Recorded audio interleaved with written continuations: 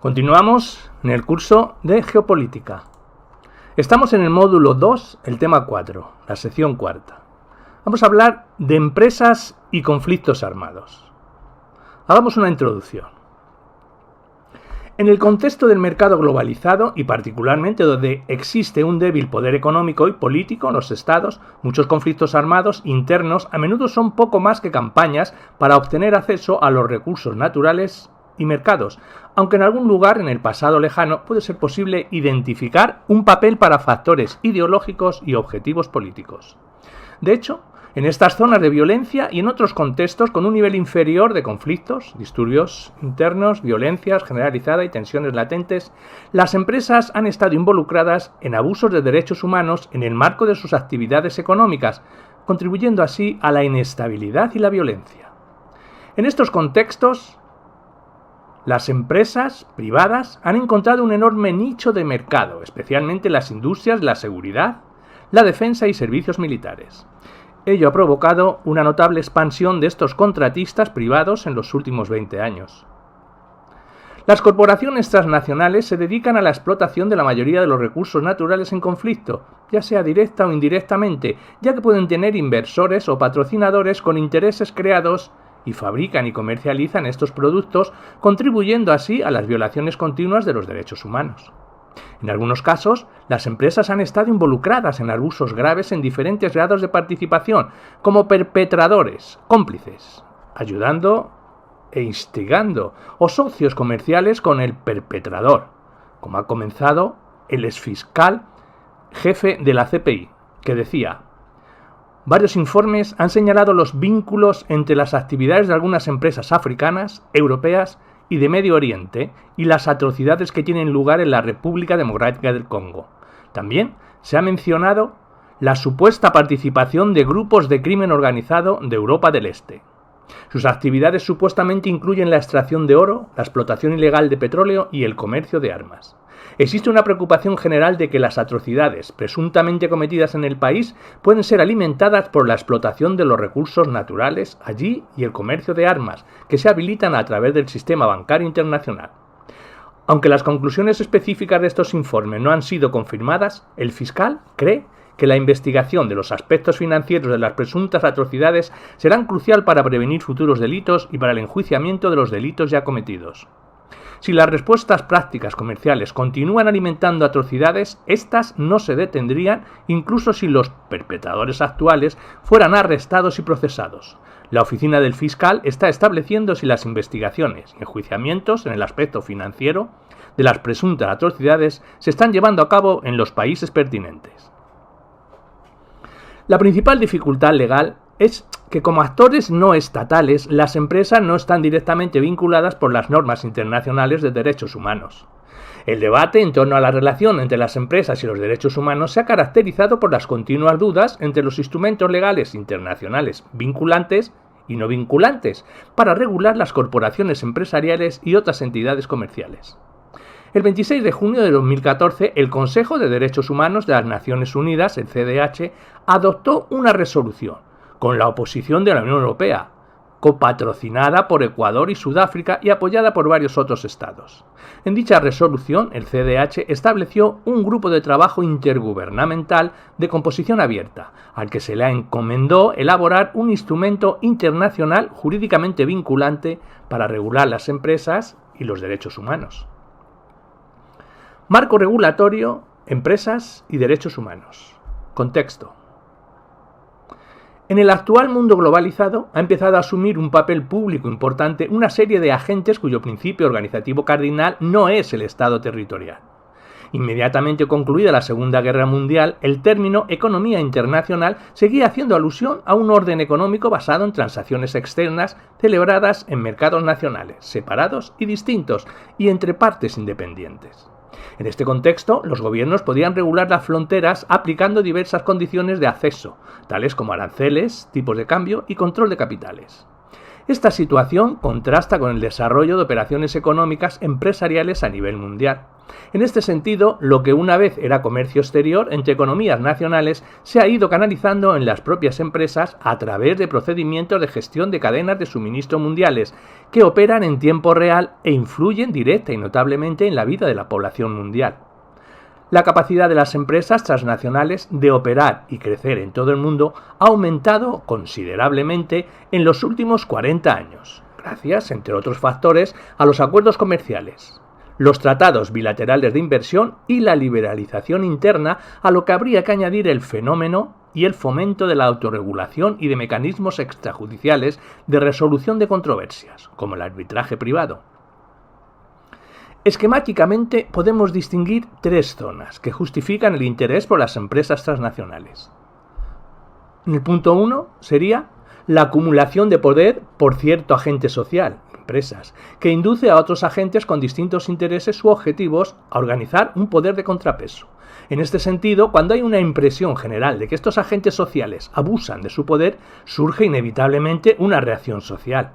Una clara manifestación de ello la encontramos en las acciones comerciales de las grandes empresas farmacéuticas, en relación con los precios y las patentes de los medicamentos para tratar el SIDA en África. En su punto 2, diremos que algunas empresas se han convertido en blanco de críticas por haber cometido graves violaciones de los derechos humanos, en general, y normas laborales y protección del medio ambiente en particular.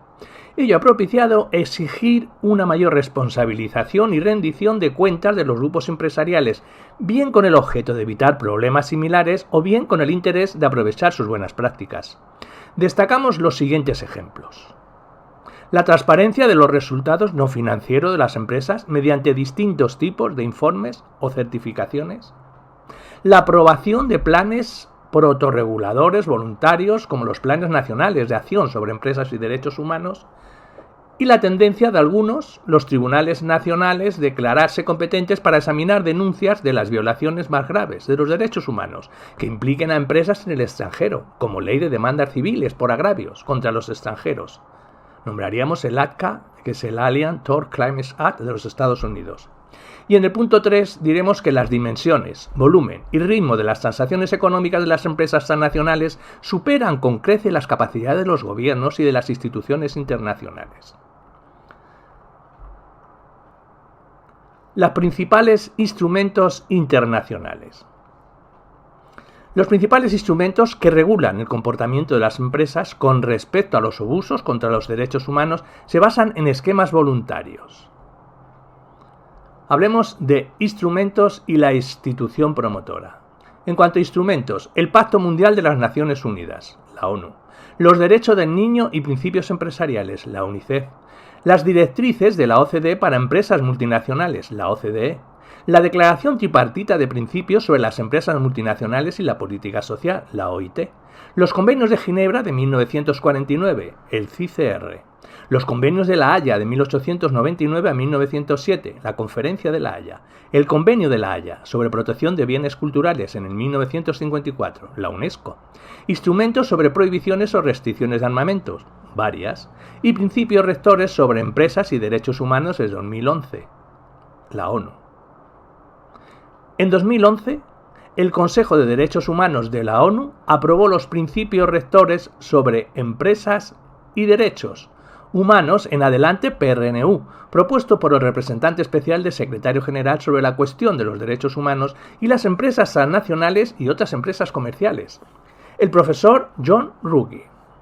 Los PRNU están estructurados en principios funcionales, fundacionales y operativos y se basan en el marco de protección, respeto y remedio desarrollado por el profesor Ruggie.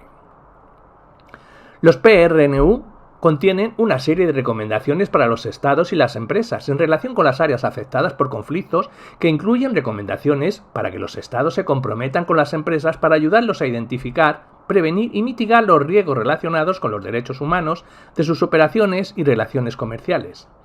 En particular, los PRNU incluyen el principio operacional OPE número 7, especialmente dedicado a los derechos humanos en áreas afectadas por conflictos, y un informe adicional sobre empresas y derechos humanos en regiones afectadas por conflictos. El OPE 7 de los PRNU establece que los Estados deberían ayudar a garantizar que las empresas comerciales que operan en áreas afectadas por conflictos no estén involucradas con abusos graves contra los derechos humanos. También recomiendan que los Estados brinden asistencia adecuada para evaluar y abordar los mayores riesgos de abusos contra los derechos humanos, prestando especial atención a la violencia sexual y de género. Negar el acceso a servicios y apoyo público a las empresas que están involucradas en graves violaciones de los derechos humanos y que se han negado a cooperar para abordar la situación y para garantizar que tengan políticas, legislación, regulaciones y medidas de aplicación que aborden de manera efectiva el riesgo de participación empresarial en graves abusos contra los derechos humanos. Del estudio del CICR sobre empresas en el marco del DIH, diremos que el CICR hace recomendaciones para las obligaciones de las empresas con respecto a la seguridad de su infraestructura y personal, la legalidad de la adquisición de recursos y propiedades, las condiciones laborales de las personas que trabajan para sus socios comerciales, el desplazamiento de la población local, que puede ser desalojada por la fuerza de sus tierras, el impacto en el medio ambiente de sus operaciones y la producción y el comercio de ciertos tipos de armas. El derecho internacional humanitario, el DIH, puede tener implicaciones para las empresas que operan en situaciones de conflicto. Sin embargo, no está claro en qué medida el DIH limita o condiciona las actividades de las empresas comerciales. El Comité Internacional de la Cruz Roja, el CICR, publicó en el 2006 un documento titulado Introducción a los derechos y obligaciones de las empresas comerciales en virtud del DIH, en el que recomienda que las empresas conozcan una serie de obligaciones. Para obtener más información al respecto, veremos en el tema 2 el marco jurídico internacional de los conflictos armados. Empresas militares y de seguridad privada, el EMSP. Si bien la intervención de los ejércitos privados y las fuerzas policiales en los conflictos armados no es novedosa, en los últimos 25 años, las EMSP han comenzado a utilizarse de manera sistemática, proporcionando servicios en zonas de conflictos armados de baja intensidad y en situaciones de post-conflicto en regiones como Afganistán, los Balcanes, Colombia, República Democrática del Congo, Irak, Somalia o Sudán. También hay compañías de seguridad privadas que brindan servicios de seguridad en entornos más estables.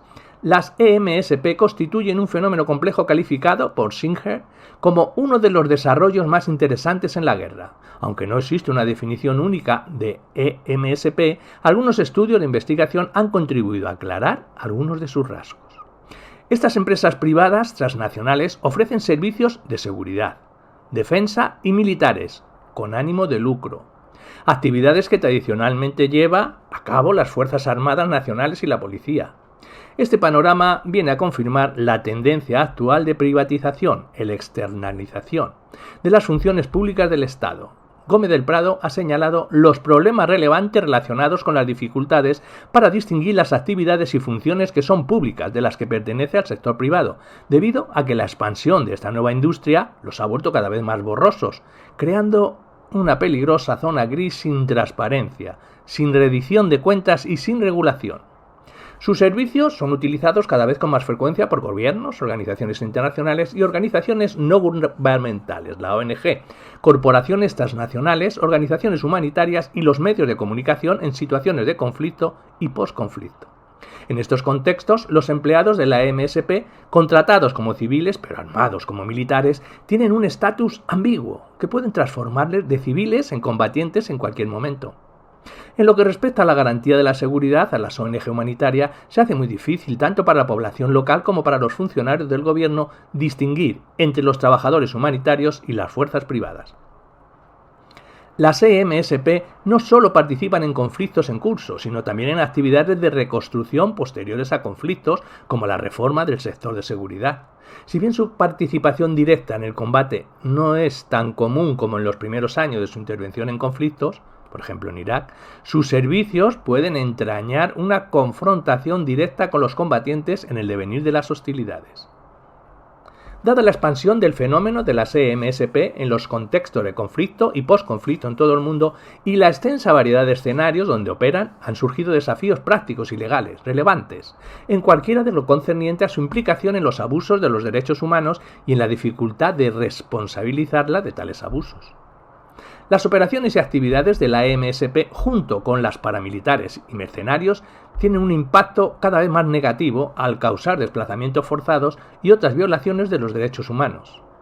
Atendiendo a la extensa casuística, los abusos contra los derechos humanos cometidos por las empresas de seguridad privadas pueden ser divididos en tres grandes categorías. Una, en el contexto de la protección de las instalaciones de corporaciones multinacionales.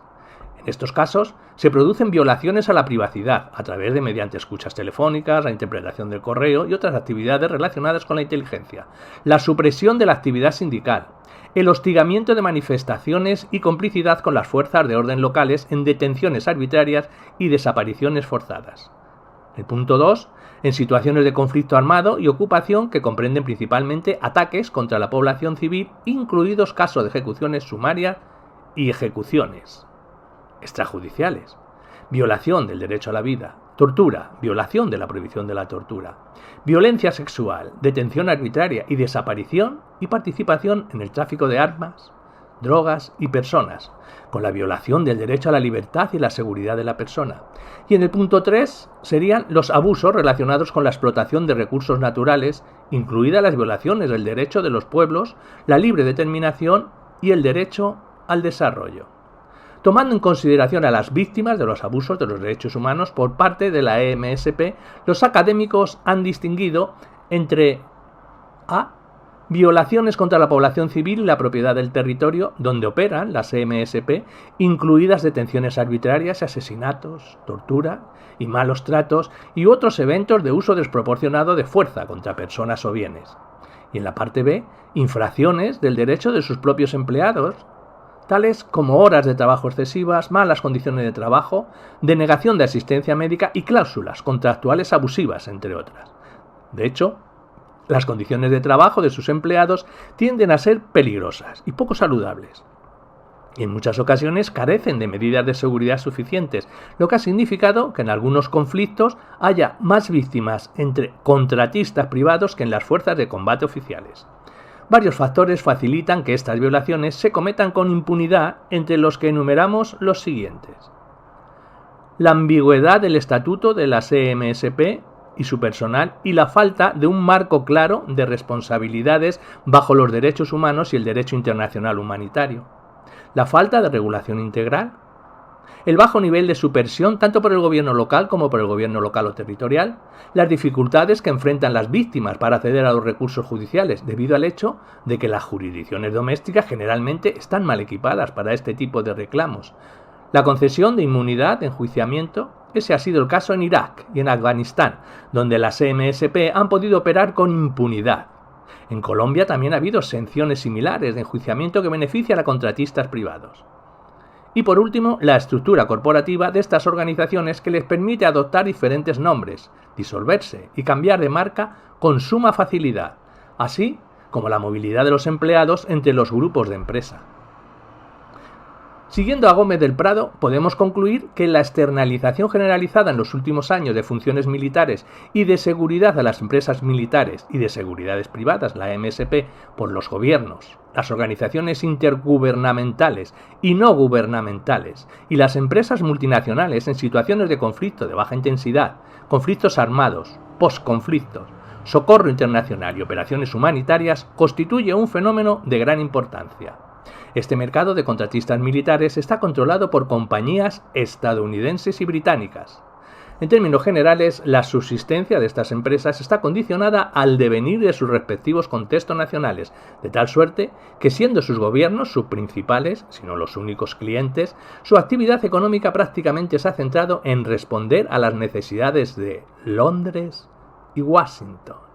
A continuación, se puede mostrar un gráfico en la presencia internacional de las dos compañías privadas.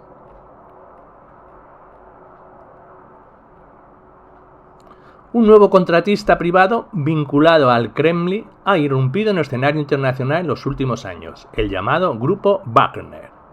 Según los informes, esta compañía ha estado ayudando a reforzar la seguridad para el presidente de Venezuela, Nicolás Maduro.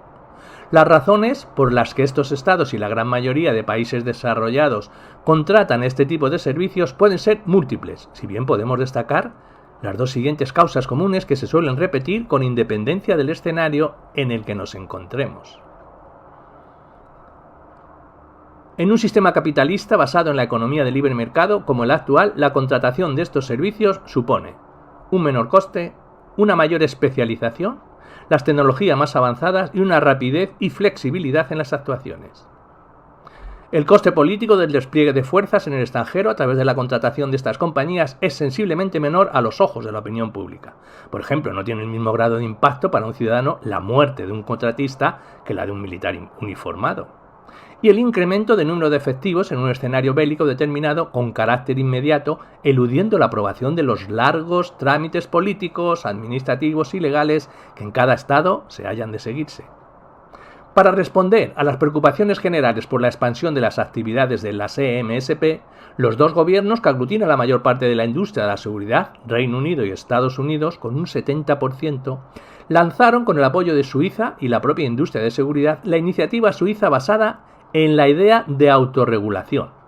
Este enfoque propició la adopción de varios instrumentos no vinculantes, los principios voluntarios de seguridad y derechos humanos de 2000, el documento de Montreux de 2008 y el Código de Conducta Internacional de 2010 para proveedores de servicios de seguridad privada.